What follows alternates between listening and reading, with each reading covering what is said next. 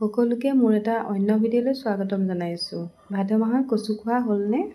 আইতা মাহঁতে আগতে কোৱা শুনিছিলোঁ ভাদ মাহত কচু খাব লাগে। ভাদ মাহ সোমালে যিহেতু আজি সেইকাৰণে ভাবিলোঁ কচুকে ৰান্ধোঁ আৰু আপোনালোকৰ আগত শ্বেয়াৰ কৰোঁ। বহুতে আকৌ কচু কাটিবলৈ ভয় কৰে, খজুৱাই বুলি। আৰু মই কেনেকৈ কচু কাটো অকণমান দেখুৱাওঁ বুলি ভাবিলোঁ। প্ৰথমতে নহৰু আদাখিনি গুচাই ল'লোঁ আৰু এতিয়া মাছখিনিও ভালদৰে ধুই লৈছোঁ। আৰু মাছখিনি ভালদৰে এপিচ এপিচকৈ ধুনীয়াকৈ ধুই লৈছোঁ। আৰু আপোনালোকে কেনেকৈ কচু কাটে জনাবচোন।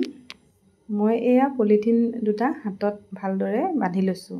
অকলে যিহেতু অকণমান বান্ধিবলৈ অসুবিধা হৈছে, বেলেগ এজনে বান্ধি দিলে খুব। আৰু এনেকৈ পলিথিনৰ সহায়ত বান্ধি ল'লে তেতিয়া হাতত কচু নালাগে আৰু নখজুৱাই। ভাদ মাহ সোমালেই কচু ৩-৪বাৰকৈ খোৱা হয় আৰু আগতে কচু ঘৰতে লাগিছিল। এতিয়া কচু বজাৰত বিচাৰিলেও পাবলৈ নোহোৱা হৈছে। আৰু এয়া বাকলিটো গুচাই অকণমান সৰু সৰুকৈ টুকুৰা কৰি কাটি ল'ম। ফুলকচু মই কিন্তু বহুত ভাল পাওঁ আৰু কোনে কোনে ভাল পায় জনাবচোন। কচুখিনি বহল এটা বাচনত হেতা এখনৰ সহায়েৰে ভালদৰে ৩-৪বাৰমানকৈ ধুই ল'লোঁ। আৰু এতিয়া কুকাৰত পানী আৰু নিমখ দি 3টামান হুইচেল লগাই আৰু হুইচেল মৰাৰ পাছত মই এয়া মাছখিনি ভালদৰে ফ্ৰাই কৰি লৈছোঁ। আৰু এয়া চাওকচোন কচু ধুনীয়াকৈ সিজি গৈছে। এই কচু তৰকাৰীখন বনাবলৈ বৰ বেছি একো বিশেষ প্ৰয়োজন নহয়। এয়া তেলতে পিঁয়াজ জলকীয়া দিলোঁ আৰু অকণমান ভাজি এতিয়া নহৰু আদাখিনি দি অকণমান সময় ভাজিলোঁ, নহৰু আদা গোন্ধটো যোৱালৈকে। আৰু ইয়াতে মই মাছৰ মূৰ আৰু মাছ অকণমান দি ভাঙি দিছোঁ।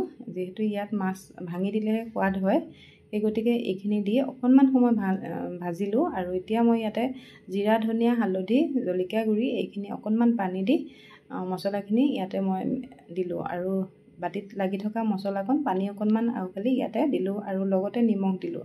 নিমখ দি ভালদৰে লৰাই অকণমান ঢাকোন মাৰি দিছোঁ সিজিবলৈ। আৰু ঢাকোনখন গুচাই এয়া আকৌ লৰাই অকণমান ভাঙি দিম। মাছৰ মূৰখিনি অকণমান ভাঙি দিছোঁ। মাছখিনি ভাঙি দিলে তেতিয়া তৰকাৰীখনৰ সোৱাদ বেছি হয়। আৰু মাছখিনি ভাঙি এতিয়া ইয়াতে কচুখিনি দিম আৰু কচুখিনি দি অকণমান ভাঙি দিছোঁ। ইয়াৰে কচু আধামান ভাঙি দিছোঁ। গোটেইবোৰ ভাঙি দিলে বেছি ডাঠ হৈ যাব, গতিকে অলপ গোটাকৈও ৰাখিব লাগে, তেতিয়া তৰকাৰীখন খাই ভালেই লাগে। আৰু এইখিনি ভাঙি এতিয়া দিম গৰম পানীখিনি তৰকাৰীখন উতলি অহাত ইয়াতে মাছ কেইপিচ দি দিম। গোটাকৈ মাছ নিদিলেও হয়, যিহেতু ভাঙি দিছোঁ আৰু সেয়াই ধুনীয়া মিঠা হয়, নিদিলেও হয় মাছ। আৰু এয়া মাছ কেইপিচ দি ইয়াতে মই জালুক আৰু গৰম মছলা অকণমান দিছোঁ আৰু নিমখ দিছিলোঁ, নিমখ দিয়াটো দেখুওৱা নহৈছে। আৰু চাওকচোন তৰকাৰীখনৰ ৰংটো কিমান ধুনীয়া হৈছে। আৰু যিমান দেখিবলৈ ধুনীয়া হৈছে সিমানে সোৱাদো হৈছিলে খাবলৈ। আৰু বনাই খাব যিসকলে নাই খোৱা। আৰু ভিডিঅ'টো চাই কেনেকুৱা পালে জনাবলৈ নাপাহৰিব। শেষত বাই।